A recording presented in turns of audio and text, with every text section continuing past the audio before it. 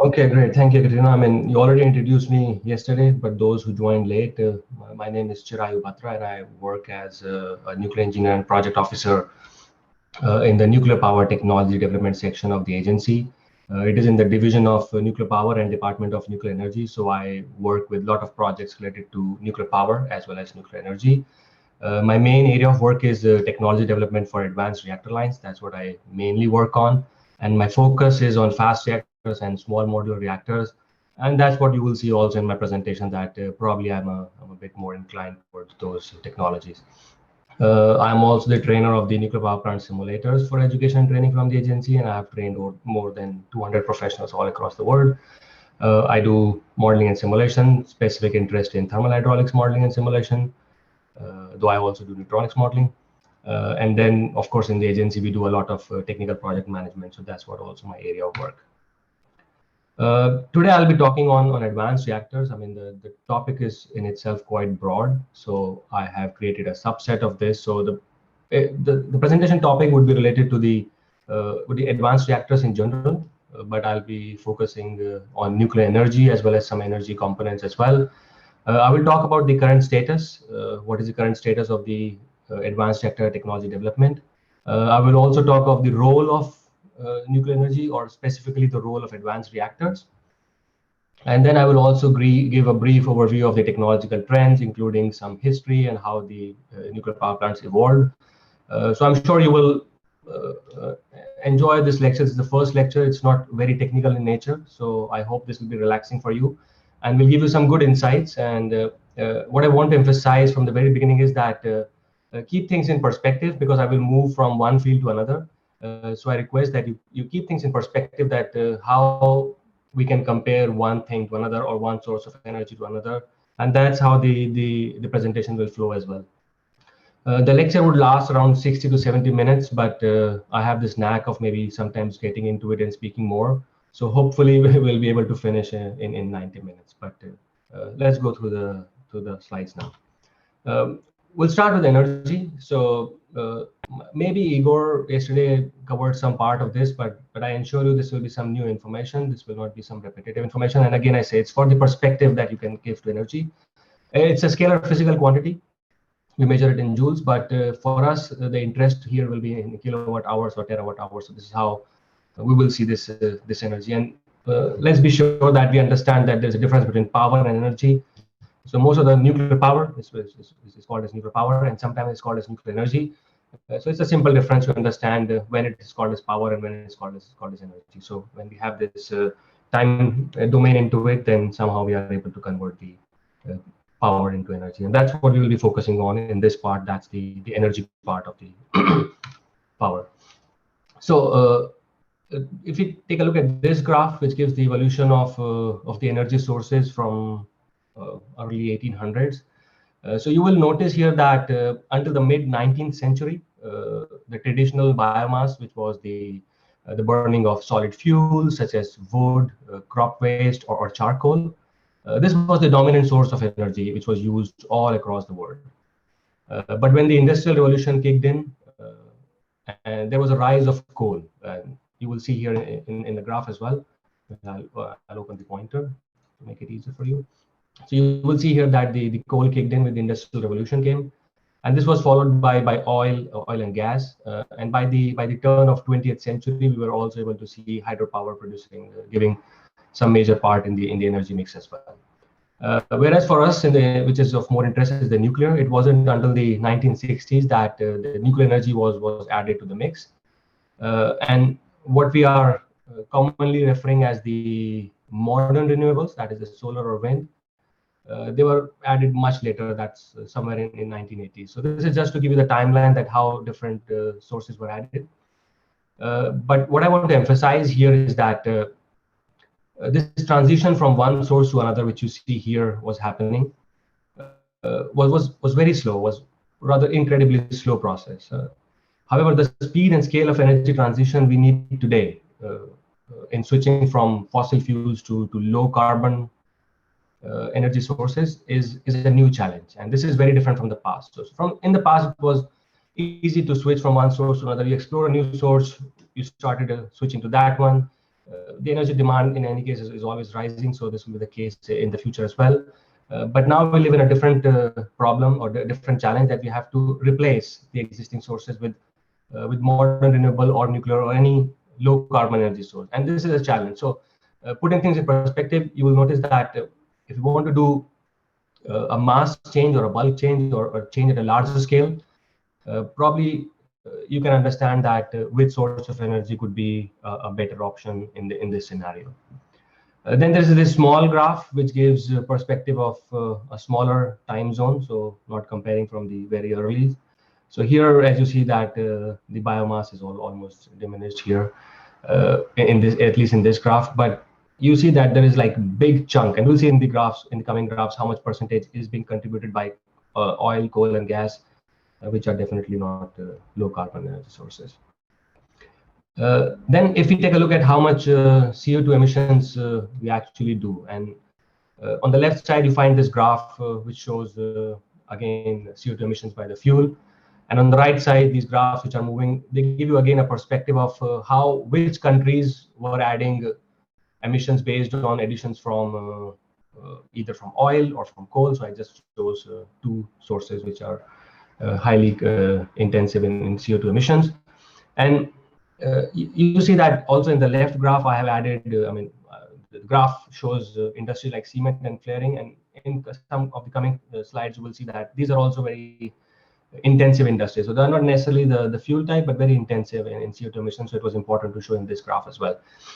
And you see also this flaring industry. So those of you who don't know, I have also a background in oil industry. So during the oil production, the associated natural gas which comes is often flared. So it's burned when, and this is done because of maybe some economic, regulatory, or technical barriers to the development of the gas market in that region, or there is no infrastructure that is present there, or when re-injecting the gas back into the reservoir is not possible. So we do this flaring. So this flaring is not only the waste of resources, so you waste natural gas, but you also lead to a lot of CO2 emissions in this process. So now looking at the graphs on the right side, maybe if I get a chance to play them again, you will see that how the developing or the now developed countries were consuming oil and coal during the early phases of their development.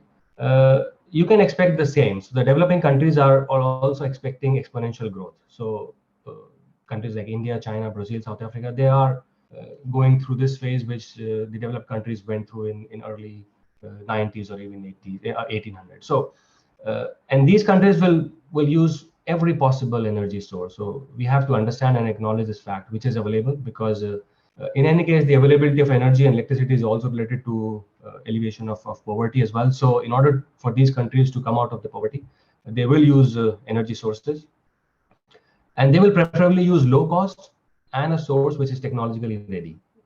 So these are the key factors, key points that you should take note of, that developing countries will always look for low cost, and we know that for the operation cost of the energy sources, nuclear is probably one of the lowest that can, or one of the cheapest that can provide the energy. We also have to see whether the technology is ready or not. So this is the case when it comes to when you talk about different types of reactor technologies. So this is the point that we should keep into consideration, that when you talk about the advanced reactors and when you talk about the countries or developing or the newcomer countries, which type of technology will they be ready to accept? So I'm giving more of a practical perspective now, but I will go deep into technical details also later to understand what technology benefits each type of plant could bring in. But here you just keep in perspective that if the technology is not ready yet, and we'll see all technology as well as the other related infrastructure is not ready yet, then whether the country or the member state will be willing to accept the technology or not. So ponder upon this thought, think on this, and then we'll come back again on this in the coming slides. So we also have to understand that electricity is just a part of the total energy mix, and we are focusing on decarbonizing a lot of sectors, so not only electricity. And here you see that in this case also more than 1/3 of the global electricity comes from the low carbon sources. Here you see the low carbon source around 36%, and still the fossil fuels are using almost 63 or 65, 64% of the contribution is coming from them. And we can already see that even in this low carbon, nuclear is 10%, which is almost already 1/3. So 1/3 of the energy in the low carbon is also of electricity is also being produced by nuclear. However, when we look at the bigger picture of total energy, which is not only electricity, so it includes electricity, transportation, and heat. So it encompasses everything, the energy requirement of the humanity. We see it's almost 85%. So most of the things when we are talking is only for the electricity, but here is the bigger picture. So you also have to look at this small number which says that in 2000 it was 86% and now it's 84%. So I understand the evolution of history takes time. It's a slow process. So in 2 decades we are able to just reduce the fossil fuels from 86 to 84%. So it's even less than 2% if I calculate the exact numbers. Again, think about that. Here the nuclear, which is only 4.3%, and if it's able to deploy faster, if you were able to come into the era of nuclear renaissance where maybe nuclear energy is deployed faster and it's not phased out, it might make a change in this graph, at least at a faster pace. So coming back to the first slide that I was talking about, that at this point we need to also understand the pace at which we want to make this transition. So we want to use the resources which are low carbon, but also which are able to replace at a faster pace. So then there will be questions whether nuclear could be used for other energy sources as well, and we will talk about that also in the coming slides when we talk specifically on nuclear and advanced reactors. This is also related to the previous graph, and here you will see that what is the fossil fuel usage change in a decade. So this is just a comparison for 10 years from 2009 to 19, and we see that after the years of efforts for 10 years, we have been doing a lot of COP meetings. There are a lot of climate change summits.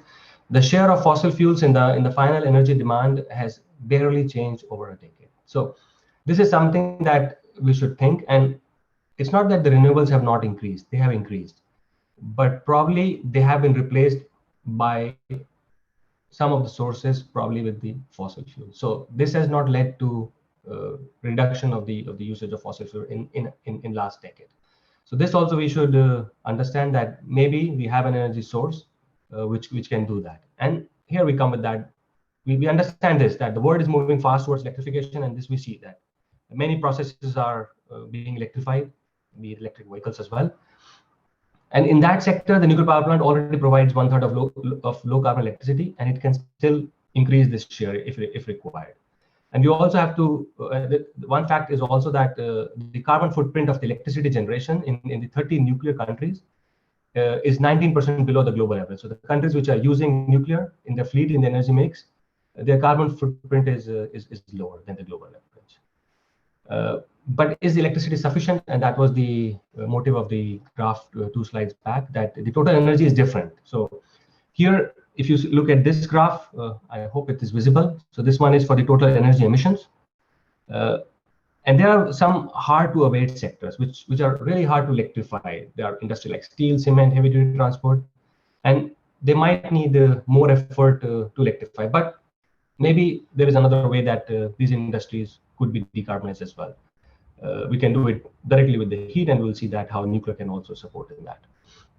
As an example, I just want to show the cement industry, which I also mentioned in the previous. This is a very carbon intensive industry, and the emissions are already over 1 billion ton by this industry. And you can see how this trend is increasing. You can see also, as I said, I've marked some of the developing countries, and this is going to increase more because the growth has not stagnated in these countries yet, like in many of the developing countries. And we understand that these sectors can be decarbonized with low carbon heat and hydrogen. So other than the sectors which we saw, which are hard to abate, I mean, these sectors, they can be decarbonized. And we already have a dispatchable source of energy available to do that, which is, of course, nuclear energy, and which is the only low carbon energy source able to provide industrial scale source to provide industrial scale for all the major energy vectors, which is heat, electricity, and hydrogen. So if you talk about these energy vectors, there could be more, but at least for these major ones, which are contributing a lot for the carbon dioxide emissions, nuclear can provide all of this. Not only this, nuclear can be used also in cogeneration, and we'll talk about also in the framework of advanced reactors, and can provide the associated applications as well. We also have to understand that the nuclear energy, the primary output is heat, and therefore it makes sense to use nuclear for at least heat applications, where we are able to produce huge amount of carbon-free heat energy. The electricity, which is also produced, is also being produced for decades, has already demonstrated the effectiveness of this technology. So we don't have to demonstrate how effective nuclear is for this. Then just to understand that again in this energy mix, when we talk about the safest and the cleanest source of energies, you will find nuclear somewhere at very margins, because in any case it's a carbon-free source of energy. So the greenhouse gas emissions are mainly coming from because this takes into account the whole life cycle of the power plant, so they're majorly coming from the construction or the mining processes, but nothing from the operation. And the number of deaths are also, I mean, compared to others, is pretty low. And this number already includes the deaths from Fukushima and Chernobyl disaster, as well as deaths from occupational accidents. And these are again majorly from mining and milling, probably for the other sectors as well. So having this in perspective, that where the energy scenario is briefly, and how the nuclear, I just gave you some blocks or some pinpoints where nuclear is actually able to provide a better solution, and we'll see if something is existing for that or not. So this was briefly for 15 minutes. Now, probably I will talk more on nuclear energy, and we will see some major milestones, how the nuclear power has evolved and where we are now. And then we'll start focusing on the advanced reactors. So we'll put energy in perspective, and we'll look more into nuclear energy in specific. So this is just a timeline which I will just quickly go through, and we will see that how the reactor technologies have evolved. And this will also give you a message that the earlier technologies that were being developed, what were they and what we are now, and why that is the reason. So on December 1942, Chicago Pile 1, which was the first controlled self-sustaining nuclear chain reaction that happened. And you have to also see that the pace of innovation at that time was that from 1932, where the neutron was discovered, so neutron was unknown before 1932, to 1942, where we actually did the first chain reaction. So within a span of 10 years, in a decade, we were able to create a massive source of energy, or the most powerful source of energy, from an unknown particle. So understand the pace of innovation that was happening at that point of time. And I gave you a graph which shows in 10 years how much we are able to reduce our dependence on fossil fuels. So it might be because of motivation or the complexity of the system, but things could be done. Then the electricity was first generated from nuclear power, which was on 20 December 1951, which was the EBR-1 reactor. So this very first reactor, as per today's definition, was innovative, and we'll talk about the definition of innovative in the coming slides. However, this Clementine was the first fast neutron reactor, which achieved criticality in 1946, and it was mercury cooled and plutonium fueled. So this was only for criticality for the fast neutron reactors. And then Lamprey 1 was it achieved criticality in 1961. This was also a sodium cooled and plutonium fueled reactor. So these were like innovative reactors at that point of time. Then in 1944 in Obninsk, the 5 megawatt electrical graphite moderated light water cooled and enriched uranium reactor at Obninsk reached criticality. And in June 1954, it was connected to the grid. This marked the beginning of the civilian nuclear power programs. There were two parallel programs for happening. The other was to develop the submarine, and US developed their first submarine in 1954 as well. And this was a pressurized water reactor. It operated from 1954 to 1980. So understand this as well, that at that time, this initial push to make submarines which use PWR technologies could be a reason that we also saw a lot of PWRs on the land, and then probably the current fleet also, which took advantage of the existing technology. So this is where we have to understand that the technology is existing, the vendors, the designers, or it's already approved, it's already licensed. We also live in an industry which has a lot of regulation and licenses. So it's already done. It might reduce the effort for the industry and will make more economic sense. And then the industry will then start moving in that direction. And that's probably happened with the pressurized water reactor technology as well, that once it was developed and established, the industry started moving towards this technology. But one thing that we have to understand, and maybe I might not be fully correct in saying this, is that when these were made, they were smaller in size compared to the current fleet of reactors, which are going up to 1.5 gigawatt. We tried to scale up the design from a small output to a very large output, keeping the philosophy similar, and that might have led to making this pressurized water reactor more complex. The complexity of the system is known to everyone. It's a complex system. It's a high-level engineering. It's a mega project. So this is categorized as mega project because it takes years to build up a nuclear power plant. So maybe now the innovative reactors, they're trying to simplify the systems, and this is one of the drivers for the innovative reactors also, is maybe learning from this that probably too complex system could become difficult to manage. Though we are able to operate them safely for years, and we will, but reducing the complexity might help in long run to the industry as well. Then some more other major milestones, and why I'm putting them is that to give you an idea that they were all innovative nuclear system at that time. So the gas reactor in 1956 in UK, the shipping port in USA was the next, which was PWR. But to understand some of the history for the shipping port is that the first core used at shipping port, it originated from a cancelled nuclear-powered aircraft carrier. So there was a project also on nuclear-powered aircraft carrier, and it used highly enriched uranium, I think around 93% uranium-235, as a seed fuel surrounded by a blanket of uranium-238. So this was also called as a seed and blanket design. So you can Google this seed and blanket design, and you will find some design for this type as well. And then in 1959, again, France used gas-cooled reactor, and then 1959, the first non-military nuclear power ship, which was the icebreaker Lenin, was launched in USSR at that time. And it was also the first nuclear powered surface ship. This was using PWR. This graph is just to show the evolution of the development, construction, and deployment of the reactors. This was the phase where nuclear was having a good time, and there were a lot of connections that were happening to the grid. So you see these white bars, which are the constructions. So these constructions, whatever were happening, they were getting connected to the grid here. So it takes some time frame to develop, from 5 to 8 years for the reactor construction to be completed. But now we see that there's still some constructions happening, and we'll see in coming slide what is the current status. So this is the nuclear status today. So there are around 443 nuclear power plants operating in 31 member states, and they're producing almost equal amount of gigawatt of energy. The nuclear power plants under construction are again 52 in 19 member states, and some of them are newcomer countries. However, if you take a look at the power plants which were recently connected to the grid in last 2 years, which is 7, it's a good number.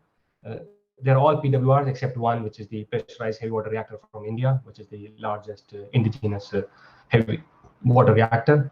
And rest all are pressurized water reactors. So what you have to understand from this graph is that the recent connections to the grid, and probably in the coming decades, will probably be the PWR technology. But this not necessarily need to be the old generation. This will be probably the evolutionary design, and we are already seeing designs like APR 1400 or VVR V491 or Hualong. They are all evolutionary designs, and they are now getting connected to the grid. This slide is fairly common. You must have seen it a lot of time. But to understand that the current operating fleet consists almost 90% of water-cooled reactor. This is the fact, and this will continue to be the fact for the coming at least some time. So this is not going to change. Even if you talk about the small modular reactors, some of the designs are again light water reactors. So we will see, even in the terms of innovation, the industry is evolving, and we will see what is supporting that. But the fleet will remain like this. However, we will see that there will be evolutionary designs that will be coming to the that will be connected to the grid rather than the old designs like generation 2 or generation 3+. This slide also most of you know, so I will not spend too much time on explaining what are the different fuel types, moderators, or coolant. This is known to you. What I want to emphasize is that the motivation to make only PWRs, as we saw that the current fleet or the previous motivation to construct the reactors was only PWR, but that is fading. And I will not talk about whether SMRs are feasible or economically possible or first of a kind. That's out of the scope of my presentation. But what it is giving is that it is giving the SMR designers and vendors some freedom to go beyond the PWR technologies. And you can see that for all reactor types, we will see in coming slide that there are some designs for some designs for each type of reactor type. And what it is doing is it's just increasing the envelope of innovation. So as young engineers, most of you are here, please understand this, that we are seeing some new times in nuclear industry. So coming off new designs, innovative designs, evolutionary designs, this is one thing. And probably the SMRs, which has given some startups or some vendors some freedom to go beyond and increase this envelope of innovation. And they are trying to do that. And we'll see how many are successful or not, but this will depend upon time, and we'll see that in coming decades as well. This slide probably you saw in Professor Mikityuk's presentation. The only thing I want to emphasize is that I come from the agency, and for us, we don't use this generation technologies for our demarcations, but we use something called as evolutionary designs and innovative designs, so that you don't get confused. Understand that anything which is generation 3+ is evolutionary design for us, and that's what will be in my presentation as well. And anything which was taught to you as generation 4 in the previous lectures is innovative design for my lecture. So there are two categories: evolutionary designs and innovative designs. They are as generation 3+ or generation 4, as you see. And to get them ready for development deployment, we need both technical and institutional innovation. So the innovation is needed not only from the technical perspective, but from the institutional perspective as well. And we will see that also in the coming slides. So just to clarify the definition, as per the agency's newly published Nuclear Energy Series document, which is used for the term describing advanced nuclear power plants. So we take a design, and then we ask a question if the NPP is already licensed, constructed, or operated. If it's yes, then it's a current advanced nuclear power plant. And if not, we check whether it requires only confirmatory or engineering testing. If the answer is yes, then it's an evolutionary design.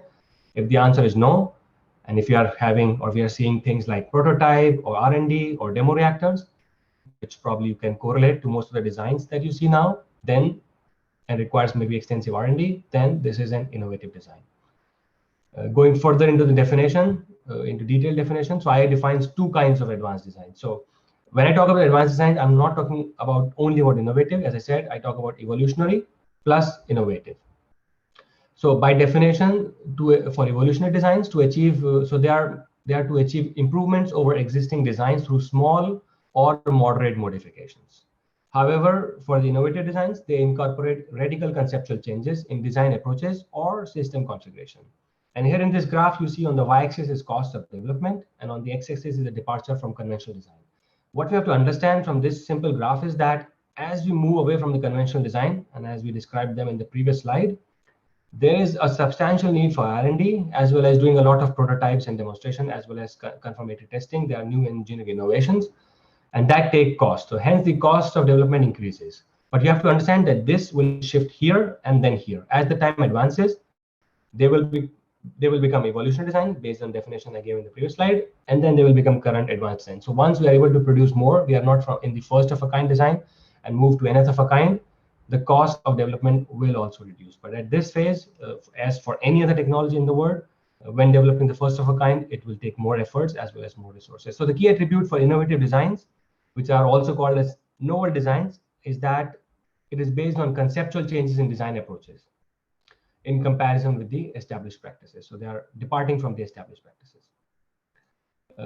Now, this slide shows the typical phases of nuclear power plant design development from conception until its completion. So this will give you an idea that for any kind of reactor, for any kind of advanced reactor, what are the different design phases that a vendor or a designer needs to go through before coming to the final deployment of the reactor. So these design and licensing status are important indicators of the engineering status of the nuclear power plant design. So these stickers are very important to understand that. And they're also important to understand the readiness of deployment. So this all definition is provided in the IAEA's new Nuclear Energy Series document, which clearly shows the phases and the corresponding activities during design development. So this excludes the major testing and things like that. So the design status is assessed against a set of often used milestones with 4 or maybe even 5 broad phases. So these are mainly conceptual, maybe the concept description, which is only a paper. This could also be a conceptual design, which is an extended description, and these are the design phase activities. Then basic design, which is more advanced, and it includes marketing as well as licensing documents for certification. And we will see that some designs are in this stage, some design are in this stage, and they will also spend equal time in these different phases before coming to deployment. And then when a reactor is in detailed design, which is almost like nearing the completion of the document, as well as could be ready for final safety analysis reports, and in terms of deployment as well, also ready. Then these are the key elements of deployment. This is just a slide so that you know that understanding the technology is not only enough, and that's what we will do in this. That's what we are doing in this slide, in this presentation. However, we have to understand that for each country or member states, they need to also understand whether there is a proper regulatory framework or not. As an example, if a country does not have a regulatory framework for deployment of fast reactor, it might be an impediment for them to even consider this technology for deployment, and they might rely on the existing technologies like pressurized water reactors. So my point is that for the advanced reactor deployment, understanding the technology or proving the technology is good or sufficient or is advantageous is not enough. We have to understand whether all the existing, and these are only the major ones, there might be more, something like human resource, they will be there. Whether these are also existing, or whether these are also feasible, or whether these are also making sense or not. Most importantly is the business case, because if it's not economic, if it's not cost effective, it's difficult for that technology to flourish. There might be some initial impetus from government or for some venture capitalists to promote the innovation, but if it's not making a business case, it will sooner or later die. You can find the information about the advanced reactor on our database, which we called as ARIS, the Advanced Reactor Information System. This can provide you with most up-to-date information about all available nuclear power plant design. So most of the information that I'm taking about the specific to the reactors, this is coming from ARIS. And this will also show some important development trends. The design description from evolutionary nuclear power plant designs for near-term deployment to innovative reactors, concepts still under development. You will find all this information there. This information is provided directly by the design organization, so you can rely on the accuracy of the information. We are also working on the upgradation for this. So currently, if you will see, and I think these are hyperlinks. If my slides are distributed, you'll be able to hyperlink and go to this database. We are also modernizing the database, and I'm working on that project. And soon you will see a more modern database where you're able to find more information and easy information regarding all this advanced designs, which includes evolutionary as well as innovative designs. The agency is also publishing some kind of booklets. This is just a slide which shows the booklet, but what I want to emphasize here is that as we are talking about the technological trends now, we will see that most of these designs, which are also advanced designs, and from here I will not maybe differentiate between evolutionary and innovative until unless required. I'll just use the term advanced. Most of the countries are developing these advanced designs, and they are also ready for deployment, and most of them are actually already deployed as well. So we are seeing this trend. So if in terms of technological trends, we are seeing that now more and more the new reactors which are being deployed are of advanced reactor type, and this is the trend which we expect to continue in the near future as well. Now, this is again another booklet the agency produces, which is the SMR booklet. This also has some description of the designs, but detailed designs you can always find on the ARIS database. The main thing I want to emphasize is that, as I mentioned, the SMRs are opening the envelope of innovation.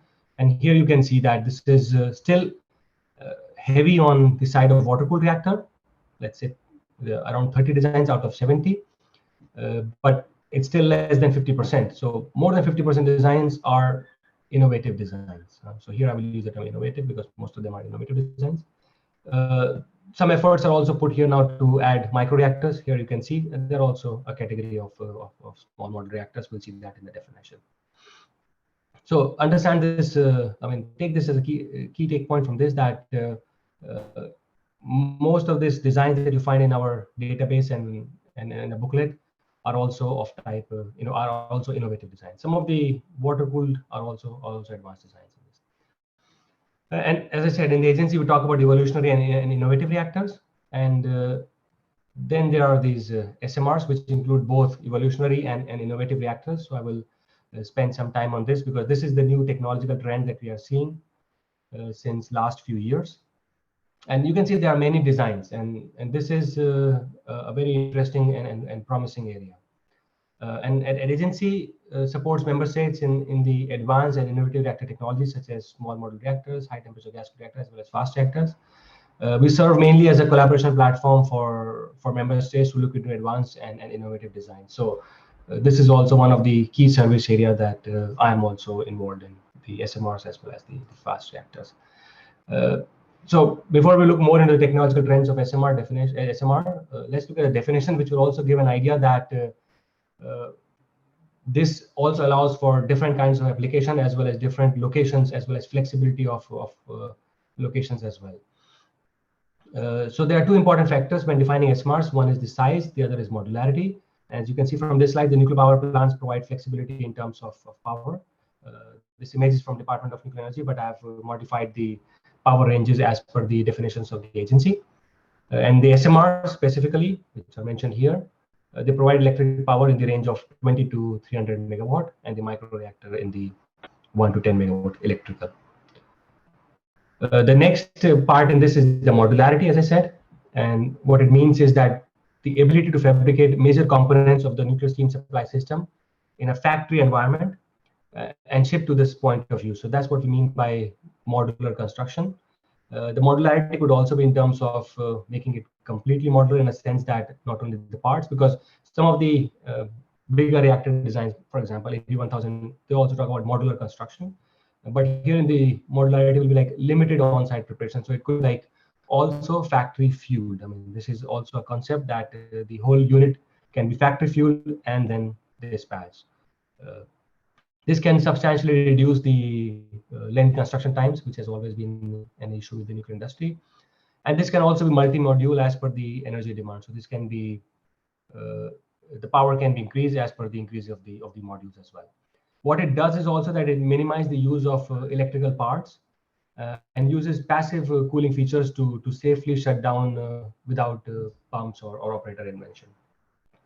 So this is where I talk about that in the previous slide, which I was talking about, that the complexity could be reduced. So the idea is to make them simple, and this is one of the features, and probably you will see in the slides as well. So this is the categorization of the technology. This might not be the perfect categorization, but this is what we have been using in the agency, not officially so far, but probably will soon officially also do the categorization in some of the coming publications.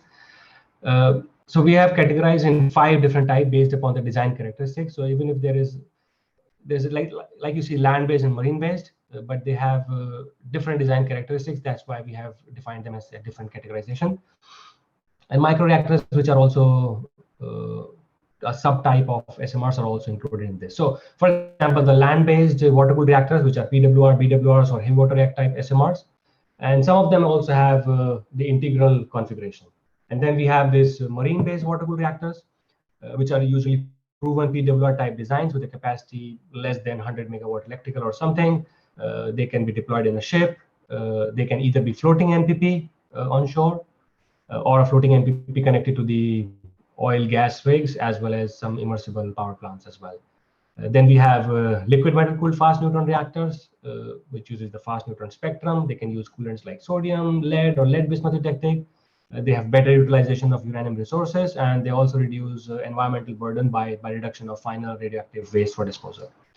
Then we have molten salt reactors, which can operate at high temperature and under near atmospheric pressure.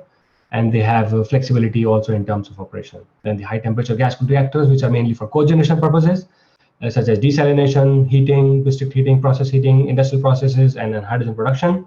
And the microreactors are intended for another niche market, which is such as off-grid remote locations, small islands, and even as a power supply for mining industries.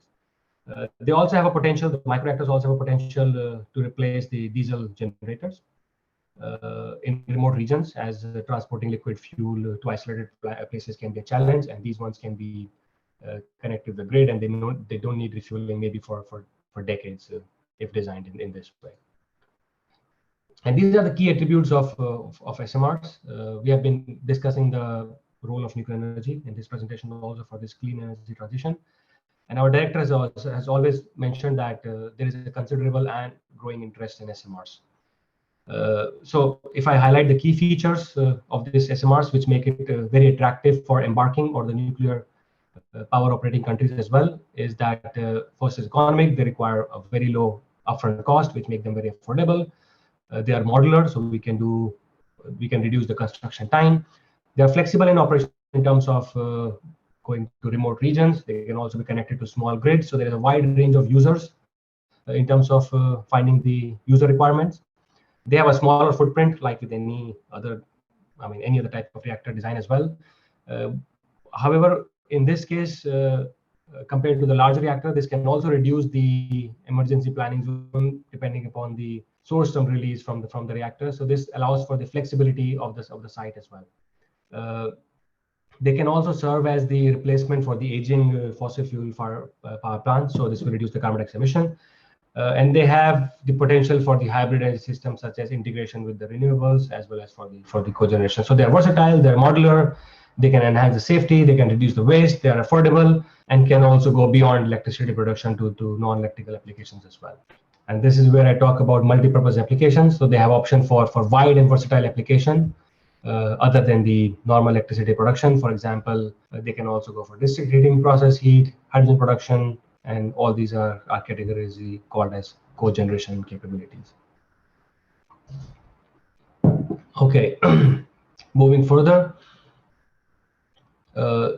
this shows a snapshot of global development of SMR technologies all across the world, and this also is a motivating slide to see that the development is happening everywhere in the world.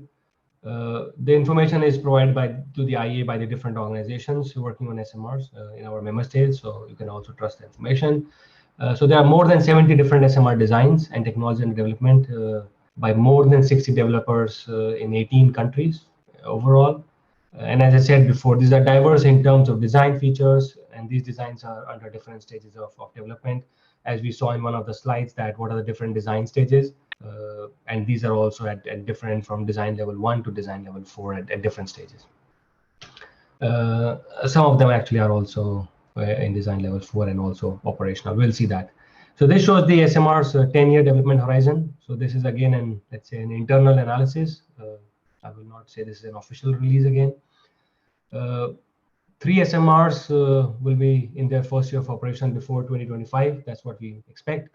Out of this, as you know, the academic Lomonosov floating nuclear power plant with the KLT40S, it started its commercial operation in May 2022 in Pevek, Russia. Then the construction of STR-PM demonstration plant, which features 2 small reactors that will drive a single 210 megawatt turbine. It began in 2012. It's under hot functional testing now, and it's scheduled to start the operation in 2021. Then KRM25 is 25 megawatt nuclear power unit under construction in Argentina in 2014, which might also see, as I said, operation before 2025. Then Brest OD300 is an interesting philosophy, I will say, and I will have a slide on that. Is under construction in Russia for completion by 2026. Then we have ACP 100 and RETEM 200, which are also expected to start the operation before the end of this decade. And US NRC, of course, as you must have already read, has completed a design certification review of NuScale in 2020, and NuScale is expecting construction order in 2022 with expected plant by 2027 or 2028. So overall, there are around 23 SMR designs with construction and operation target by 2030. At least half of them have already potential users and customer. But what should be noted here is that this next 10 years will be a period of demonstration of the first of a kind SMR nuclear power plant. So this is a demo phase, and as we saw again in the previous slides, that this will take time to move from this first of a kind to nth of a kind. So this is still a long journey, but that's how the technological evolution also takes time. And this is just a nice image to show some of the construction, development, or the operational status of the reactors that I mentioned in the previous slide. So here you can see academic Lomonosov already giving power as well as heat. And then HTRPM, you see it's almost ready, and this functional test is completed. And then expected to connect it to the grid in end of this year. We have good information that this will be connected to the grid. And you see ACP 100 is also the construction site, and the Karems construction site, which should also be operational by 2023. This slide just shows that there is a lot of interest in SMRs in the member states, and that's why the technological trend is going in that way. We are driven by the request from the member state. That's how the world will also work. If the countries want this technology, there will be advancement in this. And this slide just simply shows, this is also from internal analysis, and probably in the distribution, I might not show this slide. And here you can see also the member states which are defined as resources or target. So resources means they already have the capability to provide some developmental information for these SMRs, and the target which are mainly looking to develop or adopt this technology, and they will look toward these countries to get some resources. And that's the purpose of the agency also, to make sure that the technology is or the information is shared between the resource and the target countries. Yes, we will be hopefully launching a new project which will be running for 4 years, and it will see a lot of activities in terms of SMR capacity building in our member states, and hopefully some of you will be participating in those activities as well. Then these are the IAEA's activities on SMRs. We will not go into too much details into this, but I want to emphasize that what are the areas of development that are needed. As I said, my idea is to show this role as well as the trends and how these advanced reactors can also come to deployment. So we conduct a lot of activities. So you already saw we make sure that the development and deployment status is known to the world, and this is done through our database and booklets. We are also working on technology roadmap, which provides member states with model technology specific to SMR projects. Then we work also on economics, which is for the economic appraisals of SMR projects. There is safeguard by design concept, which incorporate facilitation of safeguard inspection early in the reactor design stages. So keep this in perspective, because technology, as I said, is not enough. We have to work on these other factors as well. So my motive is to show you that other than technology, these are some other areas which probably you as young professionals could also look into and maybe build up your expertise in this area as well. So there is infrastructure development. We have IAEA milestone approach, plus we have the integrated work plan for our embarking countries. There is SMRs regulator forum separately for the safety of SMRs, and then how we can apply the IAEA's existing or standard safety standards to the SMRs. We are also working on the user requirements and criteria, which will be key policy of member states on the expectations of its users of SMR technology. And then we are also working on, we already have a product called as Reactor Technology Assessment, which assists member states in assessing which technology could be suitable depending upon their readiness as well as the infrastructure. So briefly on the codes and standards for SMR, the key area that I'm also working in. The main thing that we are asking to the member states is that if the existing international nuclear codes and standards are adequate for SMR technology deployment, or what are the key issues, prospects, and impediments in design engineering. Because we might talk about different SMR designs, but we need to understand whether the other factors which will eventually lead to the deployment are also existing or feasible or not, and how the SMR industry can actually learn from the other industrial sectors. We always talk about this modular construction for SMRs, but what can we learn about the larger supply chain or factory modular construction from other industries like shipbuilding industry? And what are the significant changes which are foreseen in service inspection or component testing for SMRs compared to existing large reactors? Because we have to understand the fact that the existing large reactors, there's a technology that is existing. We're moving to SMRs, we might want to learn something from that or use what is already existing. And this will be the outcome of this study that will be probably completed by end of next year. I will not go through this slide. This is just for you to reference. Here you will find that what are the advantages of the existing codes and standard and how they can be applied to SMRs. So there are different findings on standardization as well as design simplification, which you can also read through and you will get the slides for yourself. And then we are also working on this technology roadmap for SMR deployment. This is to provide member states with several model technologies, and this will be released, I think, in a couple of months. And I suggest that you take a look at this and see that which can be adapted for the specific SMR deployment projects and how the member states can use that. The structure is that it shows that what is the current status, what are the impediments to deployment of SMR technology, and then present some roadmaps, which can be either followed, as in the book, or can be adopted with the adjustment to specific needs of the member states. And then we are working on the user requirements and criteria for SMRs.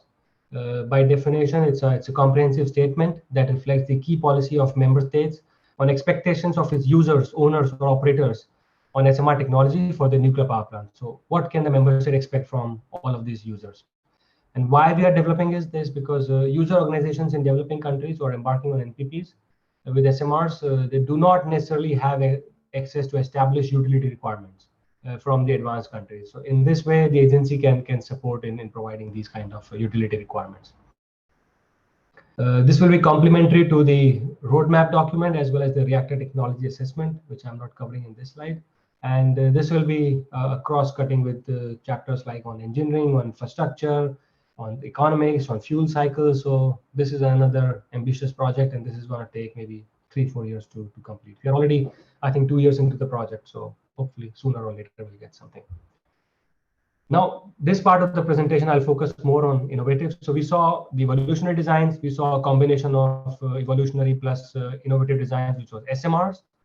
And then in this part, we'll focus specifically on innovative designs, which might be a little bit far from deployment, but there is a large number of a large effort that is being put in the R&D as well as technological development for these kind of innovative designs. So these are the key factors which characterize the development and deployment of nuclear power reactors, mainly of innovative type. These are very important to make nuclear sustainable. So the reference is coming from the OECD report on innovative nuclear reactor deployment. So the main factors are safety, economic competitiveness, the proliferation resistance, waste management, the efficiency of resource use, such as higher burn-up, recycling, or increased efficiency. And what is the flexibility of applications like cogeneration or process heat? We saw that how advanced reactors can support in almost all of them in the previous slide. So except the economic competitiveness, which probably, as I said, they will not cover in this. But for safety, for waste management, for efficiency of resources, as well as flexibility of application, probably the innovative reactors or advanced reactors can provide very easy solution, and this will also make nuclear more sustainable. And these are just maybe what are some more features for innovative nuclear energy systems. And this is one feature is something which is called as inherent safety, which was the first point. So the major focus of design for modern innovative nuclear energy systems is on inherent safety. As an example, the modular high temperature gas-cooled reactors, they have a large negative temperature coefficient and several other inherent safety features. So the focus is on this. This table also gives some good idea of what is the event or event to loss or degradation of the confinement function, what are the causes of the event, and how the inherent features can be used to prevent the loss or degradation of the confinement function. So you can take a look at it. I will not go through each and every point from this table. Then some of the other things are that they also provide good neutron economy, and this allows for more applications as well, such as they can be used for breeding as well as transportation. As an example, the fast spectrum reactors, they can provide a good neutron economy as the reproduction factor is quite high for the hard spectrum. And here you can see for the economy. And as the leakage could also be higher for the small core, so there needs to be a proper design of blanket and the shielding is required. So everything comes with its own pros and cons and challenges, but there is nothing that has not been addressed by the modern designs of the nuclear power plants or the innovative designs, and hence the development is happening in quite a good direction. If we take a look at the status of the innovative reactors, what is the current status? We see that, and here I've taken the GIF terminology to make it easier for you to understand, and it's also based on some other presentation that I saw. So you can see that most of these technologies, they have existing project, all of them. Most mature of this is the sodium-cooled fast reactor technology, which has reactors already built, and they are also in operation at this point of time. We have also some experience in lead-cooled fast reactor technology, as well as molten salt reactor technologies. And we have some existing projects which will sooner or later find some light. Then this is the fleet of currently operating fast reactors. A major thing to note in this, all of them are sodium-cooled fast reactor, as we saw in the previous slide. Major countries working on this are Russia, India, China, and Japan. These are in gray because they might see a light or might not see a light. Probably one of them will not see a light for sure. Monju, but maybe Joyo could. So we will see. Then these are the designs under development, and as you saw in the previous slide, there was like something which is deployed, existing technology, and projects. So these are the projects which are under development. Here you will find everything like sodium, lead bismuth, lead, and even molten salt. But this one is majorly for fast reactors. So I'm talking mainly of sodium and lead cooled reactors in this one. These are the designs under development, and then if you look at the combination of fast SMRs under development. So looking at the definition of SMRs, plus which are working on fast spectrum. So this term fast SMRs is a bit weird, but taking into consideration these small modular reactors which are working in the fast spectrum, these are the designs which are under development in different countries, as you can see here. And just to show you some of the images of the operating fast reactors, these are the Bor 60, BN600, Joyo, BN800, China experimental fast reactor. Hopefully we'll see more soon, CFR soon, and the fast breeder test reactor in India. Moving from operating to, let's say, projects under development now, which are in the advanced stage of development. The CFR 600, which is again a sodium cooled fast reactor. It's a Xiapu fast reactor demonstration project, also called as CFR, China fast reactor. The coolant is sodium. The fuel is MOX with a possibility of 100 gigawatt day per ton of burn-up, so utilization of resources. The construction of Xiapu 1 started in 2017. Xiapu 2 started in 2020. And it is expected that Xiapu 1 will be connected to the grid in 2023. So this is some images from the construction site. And here you can see the plan for China's expansion of the fast reactor fleet. So they will go from China experimental fast reactor in 2011 to CFR by 2025, and then CFR 1000 by 2030, which will be a commercial reactor. Here you can see the consistency in the terminology. So the experimental reactor, then we move from here to demonstration reactor, and then we move from here to the commercial reactors. Then we have another project, which is PFBR, which is the India's prototype fast breeder reactor. It's a 500 megawatt electrical pool type fast reactor in India. The coolant again is sodium. The fuel is mixed oxide of uranium and plutonium. They are using a graded approach to commissioning, which means that the commissioning of the various systems and equipments are being taken up systematically and sequentially in incremental steps, and their performance is checked at each step. So they had some issues during the commissioning, so that's why they chose this approach in order to ensure that they are able to check it system by system. So the latest update is in 2020, both the secondary loops were commissioned and secondary pumps were run for a long period, around 8 months for them. Then this is an interesting project, the breakthrough project from Russia, the Brest OD300. It's a pilot demonstration energy complex. So the idea is to make practically autonomous and independent of external resources supplied. So everything should be in this cluster of 3 interconnected facilities. So there will be a nuclear fuel production plant for fabrication as well as refabrication. Then there will be this Brest OD300 power unit. And then there will be a facility for irradiated fuel reprocessing, and the coolant will be lead. It will be a mixed uranium plutonium nitride fuel. It aims at closing the nuclear fuel cycle. The construction started this month, so this is a good news for this month. And then expected operation is in 2026. In 5 years' times, there is an expected operation. So this is a unique project, which is a connection. This is an energy complex which is has interconnected facility and is independent of any external sources of supplies. So this is an example how Brest OD is promoting innovation. So for the safety, it has got passive systems. It has got high efficiency and small size, so it's economically competitive. It has proliferation resistance feature as well. So it has a closed fuel cycle, so everything is within the complex. The waste management is also taken into care by breeding and burning. There is efficiency of resource uses. It uses less uranium. as fuel, because there will be recycling as well, and then flexibility of application, because this will also lead to cogeneration if required, because the output of this reactor heat is a good match for process heat application than the current fleet of pressurized water reactor. And the design is also simple and robust, so this can also increase the flexibility in terms of location where it is deployed. Okay, I'll just take a look at the time. Okay, so I think I still have 30 minutes. I will continue now.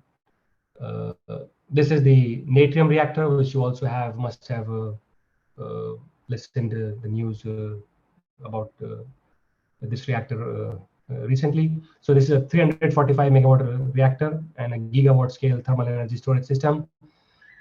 This I want to emphasize is that the industry is innovating in different ways. So this is also another type of innovation where they are creating the reactor associated with an integrated energy storage system as well. So this will provide a clean, flexible energy and stability for the grid. The technology provides dispatchable power at scale. The reactor maintains its thermal power, so there will be no change in the thermal power during its entire operation period. Whatever changes is required will be stored in the form of energy in this molten salt tanks. And then fuel is a high SA low enriched uranium, which is a metallic fuel. The coolant will be sodium, so it's also a sodium cooled fast reactor. And there was again an announcement this month to build a natrium reactor demonstration project at the retiring coal plant in Wyoming, USA. So we again come back to those points that how this can lead to decarbonization, how it can replace the existing coal plants, and we are seeing the real examples now. So this is no more things on paper. We are seeing now some real examples in the industry. So as I said in some of the slides, the innovation cannot come only from the technological perspective. There needs to be institutional innovation as well, and that is what the innovative reactors are also foreseeing now. And this is the trend that's seen. So for the current structure, the utilities are owned by the states, the vendors supported by the state, and also R&D is supported by the national labs, which is also public money. So this is a top-down approach, and this might not be very conducive to innovation. And the goals of new nuclear, which aims at sustainable fuel cycle, load following, or industrial process heat, distributed generation, waste disposal, etc. This approach might not work. Why? Because it restricts the state to a particular design, and then forces the whole state-funded system. As you can see, the whole structure is funded by state to work in that direction. In order to come out of this, we need to have some licensing reforms. So license of new reactor technologies will need to be reformed in order to support smaller or maybe entrepreneurial firms, and to build investor confidence as key design and testing benchmarks are achieved. Then there needs to be maybe public-private partnerships. So national labs will need to provide private companies with access to equipment, technical resources, and expertise. And we are already seeing that in many countries like Russia, USA, this is happening. There should be targeted public funding for R&D, which maybe like significant and sustained research funding directed towards solving shared technical challenges. So this is also very important. And then there might be a need for a private sector leadership where public investment should be done in demonstration, and commercialization should follow with private investment, and avoid any early down selection of technology just because it's not economically feasible in the early stages. So this is very important. So in order to have these innovative designs not dying during the process of deployment, these kind of institutional changes are very much required. And instead of top down, we need this bottom up approach, in which the countries with liberalized markets, they allow designers to work on radical designs ideas, and they also secure private funding. Growth in public-private partnership and project financing approach can also help the innovators. For example, in UAE, this is an example of partial project funding approach. It also brings modular approach to the industry, not only to the designs. The off-grid application, non-electric application could also boost innovation, and this we are seeing. For example, the deep pool heating reactor in China. This is an interesting concept, and you can read further on that. This is just an example of some innovative reactor companies which are seeing the light now, might see the light now, and sooner or later. So this is just random selection, not very specific. And Also in US, there are at least 44 companies and organizations which are moving ahead. And we saw in this SMR also, SMR graph also, this 10 years of deployment. Plus, not only SMR, the others may be seeing a brand new reactor, which might be revolutionizing the whole energy industry, if not the nuclear industry in general. And just as an information for all these fast reactor activities or innovative reactors, we have a forum which is called as Fast Reactor Conference, which will take place in Beijing next year. In case you are interested to know more about this concept technically and want to get involved in these technical discussions, you should attend this conference, which is a must attend for anybody working on fast reactors. Now I move to the final phase. So we have seen this trend that how the advanced reactors or evolutionary or innovative reactors are progressing, which countries are making advances in that, why they are making it, how they are important in terms of energy production, how they are supporting the decarbonization. And out of all of this, we were talking mainly for electric production.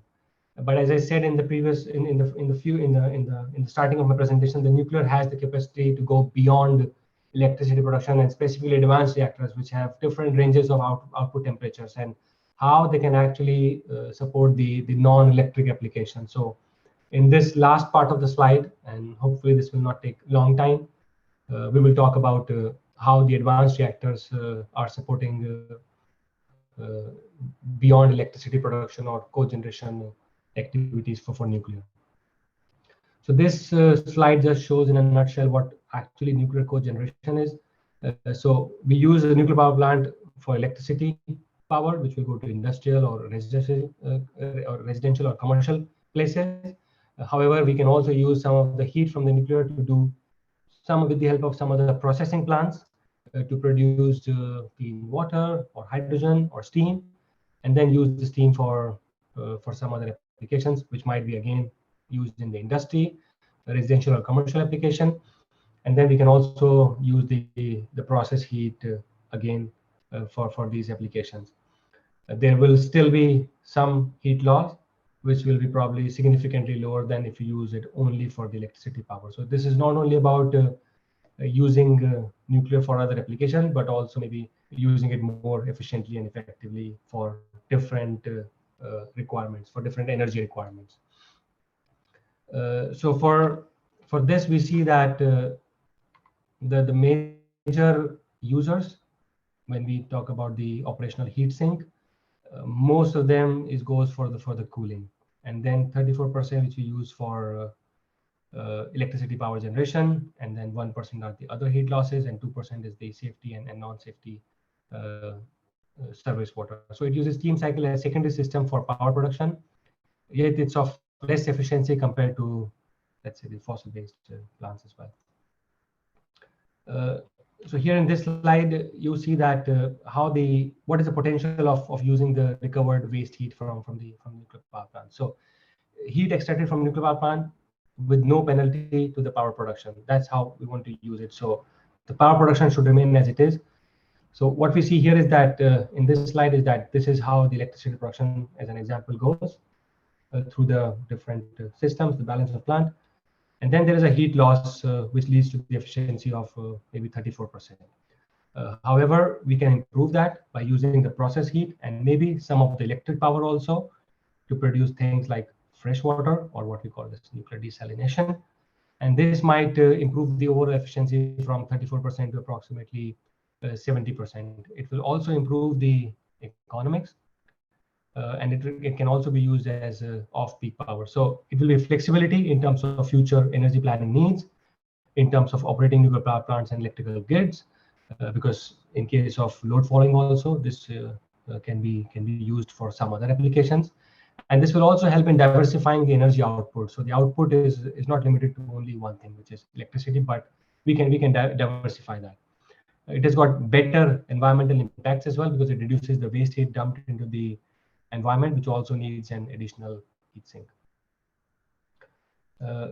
So how these advanced reactors can be used for non-electrical applications. So this graph just simply shows that for different ranges of outlet temperatures, there are different technologies available to fulfill the requirements. For example, for thermochemical hydrogen production, which requires a temperature range of approximately 550 to 800 degrees Celsius. We can see that the molten salt reactor technology, or the gas-cooled fast reactor technology, or the very high temperature reactor technologies can easily provide this temperature range. So this is the temperature scale, and here you see different applications and how much temperature is needed. And these are the different type of reactor technologies which can actually reach to these temperature range. So we can see here there's a whole spectrum of reactors which can be used for different energy rays, different heat or temperature ranges, and then can help in non-electric applications of the nuclear power plant. However, this is not, again, I say, it's not only on papers. The question arises that is the technology ready or existing for non-electrical application of nuclear?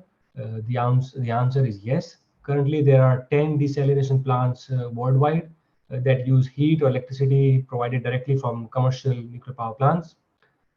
All nuclear-powered naval vessels routinely use nuclear energy to desalinate the seawater. The feasibility of integrated nuclear desalination plants has been proven with over 150 reactor years of experience, which is mainly in Japan, Kazakhstan, India, and Pakistan. For example, in Japan, several desalination facilities linked to PWRs operating for electricity production yield somewhere around 14,000 cubic meters per day of potable water, and it has over 100 years of 100 reactor years of experience in Japan already accrued.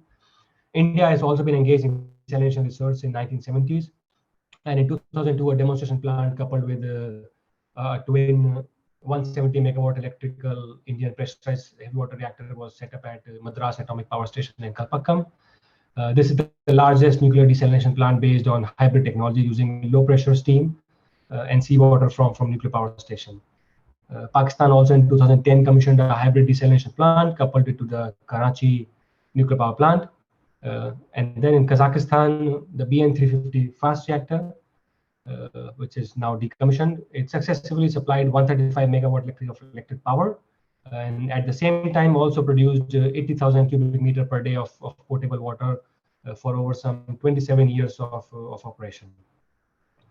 And about 60% of the power from this BN350 was used for heat and desalination applications. So this gives like a good example that there is already an existing experience. The technology is mature, is known, and with the advent of the SMRs, which are mainly designed for this. So the idea here is that the advanced reactors already have the capability to use it for non-electrical application. However, in the view of small modular reactors, these are embedded in the design. So, for example, in USA, the NuScale already claims that the module can be coupled with a desalination plant to produce potable water, things like this. So, there are already applications which are in the design for the SMRs, which are specifically made for these cogeneration capabilities. This is an example for some of the projects for existing nuclear power plant to be equipped with electrolyzers to produce hydrogen. This is another market which is currently foreseeing a lot of attention, the hydrogen production, and nuclear can support in that as well. The first energy solutions, the Excel Energy and the Arizona Public Service, will demonstrate an hydrogen production at 3 nuclear power plants they own starting in 2020 and 2021, hopefully soon. The project selected as part of the Department of Energy's Office of Nuclear Energy's Advanced Reactor Development Project. This aims to improve long-term competitiveness of the nuclear sector as more cheap to natural gas and renewable power resource which are flooding the power market right now.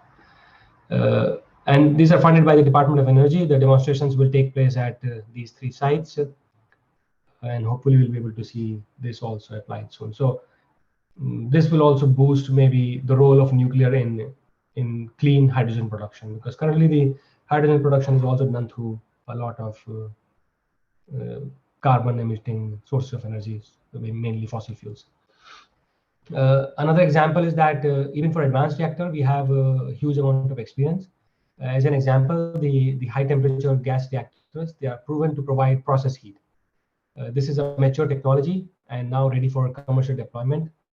with the capability of reaching temperatures as high as 850 degrees Celsius. So there's a lot of knowledge that is already available from the past experience, as you can see from these reactors, which have operated for several years.